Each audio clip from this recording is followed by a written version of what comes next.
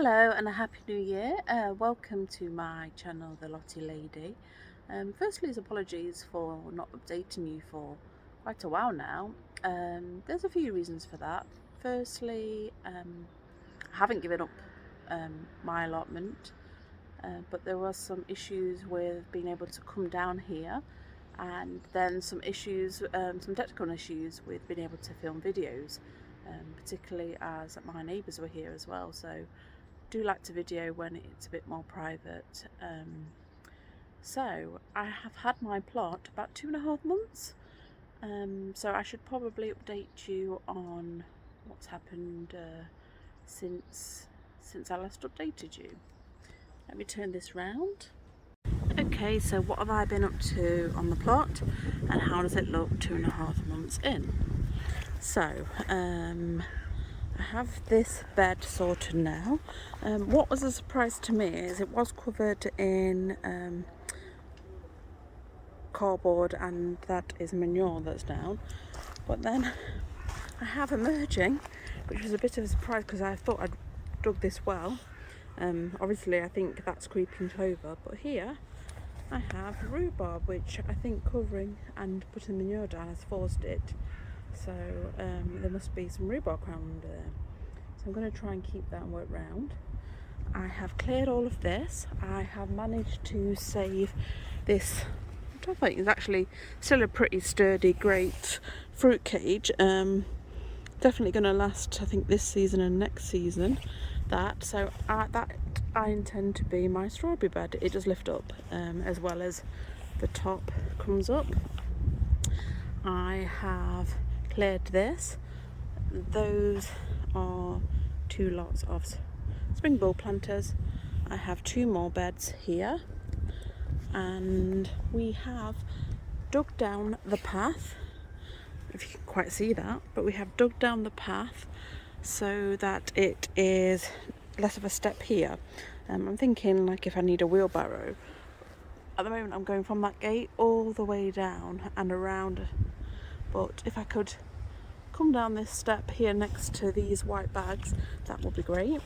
I have bark in those white bags. I'm hoping to bark this path, but what I've done for now, which I think is quite resourceful, is the Christmas tree obviously we've had to say goodbye to, so rather than give the council a call to collect, I decided to chop it up into branches.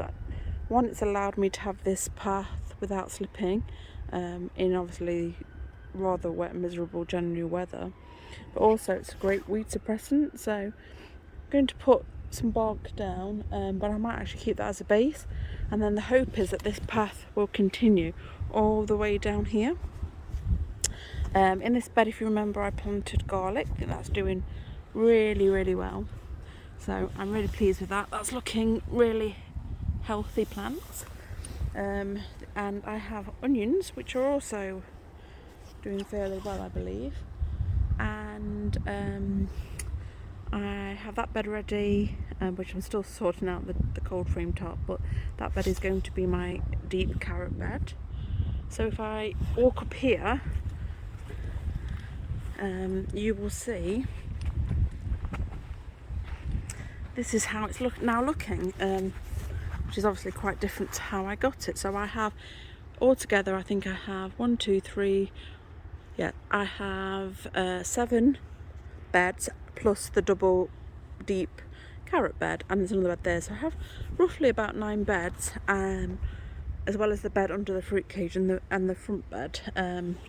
So far these are all going to be no dig, so I think that will save quite a lot of time for me.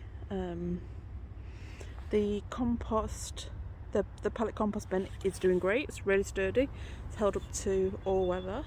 I'm making good use of that. I have named my shed, so I have tea shed, if you can see on the bunting there, and then I have wonky shed. I thought, why deprive the shed of what it is and what it's destined to be? It's still pretty sturdy. I see no point propping it up. It's really just for hand tools, so yeah, that's the name we have. My water bottle, if you can see that I made earlier, a couple of months back, that's doing really well. It's actually getting nearly full, so I'm going to add a piping system to the blue barrel at the side of it for overfill.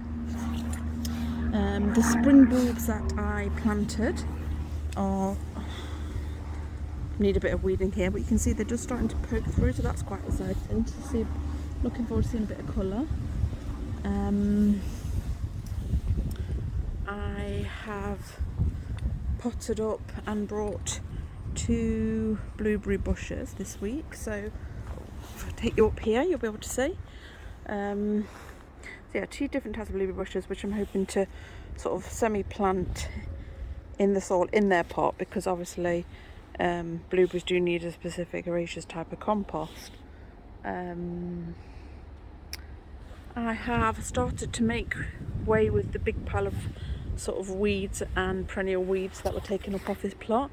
What I'm doing is drowning them in the barrel for a few weeks at a time and then putting them in the compost bin, which seems to work out really well at the moment.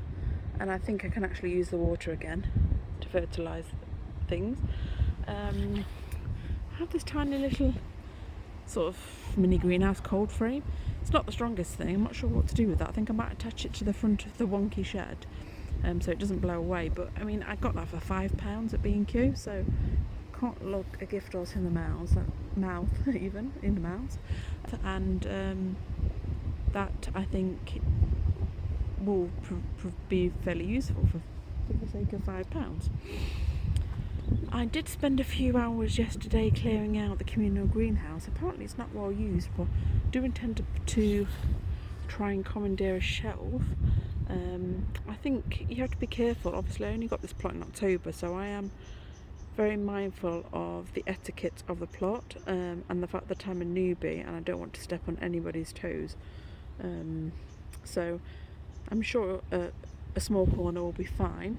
And then here in front of the greenhouse, I'm hoping to actually, when I take that weed membrane up, is to actually have a polytunnel. I'm not sure what to go for, and I'm a bit worried that obviously at the top of this, you can see I'm at the top of a hill, and I'm a bit worried that that will mean I am prime suspect for wind, although I'm hoping that the pallet compost bin does shelter me slightly. So if you've got any ideas of what polytunnel I should be buying, I don't have a lot of money to spend, but at the same time I don't want to waste money on something that is going to be destroyed halfway through the season, or even at the end of the first season. I'm hoping to get a couple of seasons really out of any tool or anything that I buy for this allotment. That is my general mindset with it. So that is really where I'm at on my plot in January here in Nottingham. Okay, so I'm back in the shed to talk to you about, maybe belatedly, about Christmas presents. So obviously, as you know, I got this plot in October. So people decided, and actually I asked friends and family to get me gardening and allotment themed gifts, which was great. So I thought I'd just share with you some of the goodies that I got. So first off, I got this lovely retro DAB radio. So that'll be great to take with me here to the plot. It's battery as well as mains operated, and obviously having the DAB functionality, it means I can get a bit more diverse radio stations than you can on a standard radio. I got this lovely Lottie Lady mug, so I got a personalised mug and coaster with my YouTube channel, so that's great. I got, let me stand up for you, I got this lovely Lottie Lady gardening apron, so that means that when I pop down here I don't quite have my gardening clothes on, sorry, you know, for an hour maybe before the school run, or after the school run in the morning, then I can just pop this on really, especially when it's that sort of spring weather where it's not quite muddy but it's just a bit dirty to wear your everyday clothes, especially if you're popping somewhere else afterwards.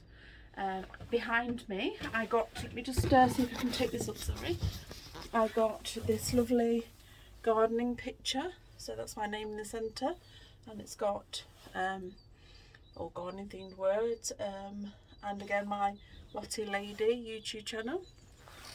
So yeah, that's what I got as my allotment and gardening Christmas themed presents. I also have, that wasn't a present but it was commandeered, I have brought down a hamper that my husband got, so that will be used to store, I'm thinking gloves, maybe seeds in there. So they're my allotment themed gifts that I have. I have also got, well, I also brought down the gas stove so I can actually make a hot drink. I'll just show you that 1 second actually, bear with me 1 second. So I now have my gas stove sorted out, and as you can see I can now make a hot drink, which is what I'm doing now. And I have to say, is there anything more satisfying than traditional kettle whistling? Especially on a cold January day at the allotment.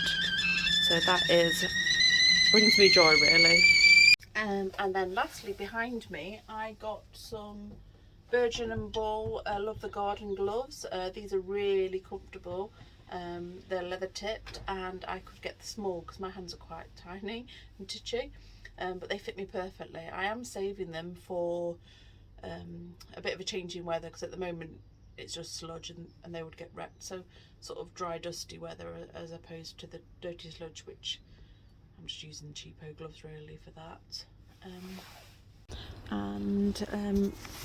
I will be looking forward to updating you much sooner than I did before, so thank you for watching this video, and if you want to keep up with updates on this allotment plot then please do subscribe. We'll be posting more regular videos now, and thank you for watching. Goodbye till next time. Bye.